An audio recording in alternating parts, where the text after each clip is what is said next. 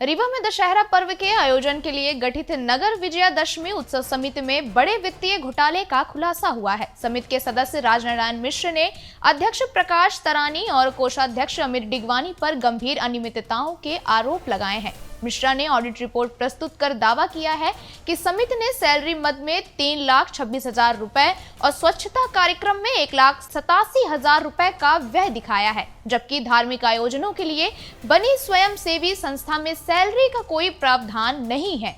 हैरानी की बात यह है कि दशहरा और भरत मिलाप जैसे प्रमुख आयोजनों में खर्च और जन सहयोग से प्राप्त राशि का हिसाब ऑडिट रिपोर्ट में शामिल नहीं है। मिश्रा ने खुलासा किया कि समिति नियमों के विपरीत 2 बैंक खातों का संचालन कर रही है, जो उनकी कार्यप्रणाली पर सवाल उठाता है। समिति के सदस्य ने इस मामले की गहन जांच की मांग की है और आर्थिक गबन करने वालों के खिलाफ सख्त कार्रवाई की अपील भी की है। साथ ही उन्होंने दशहरा आयोजन को प्रशासनिक अधिकारियों की निगरानी में कराने की मांग उठाई है।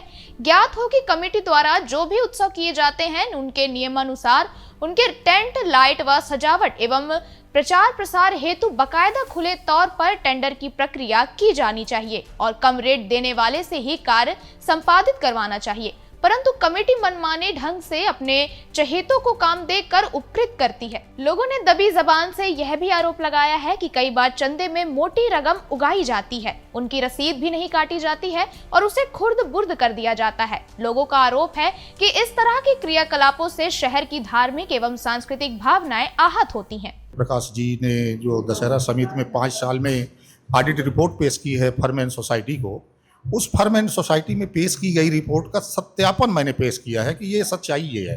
चूँकि ये दशहरा कार्यक्रम में जनता का पैसा है, वो भी कह रहे हैं कि जनता का पैसा है, मैं भी कह रहा हूँ, तो जनता के पैसे की एक लिमिट है कि आप पंजीकृत संस्था के अध्यक्ष हो, पंजीकृत संस्था में कोषाध्यक्ष आपने बनाया, तो जिस खाते का कोषाध्यक्ष मोहित गुप्ता है उसकी आप ऑडिट करा के पैसा ऑडिट का हिसाब सीए के माध्यम से फर्म एंड सोसाइटी को दे रहे हो।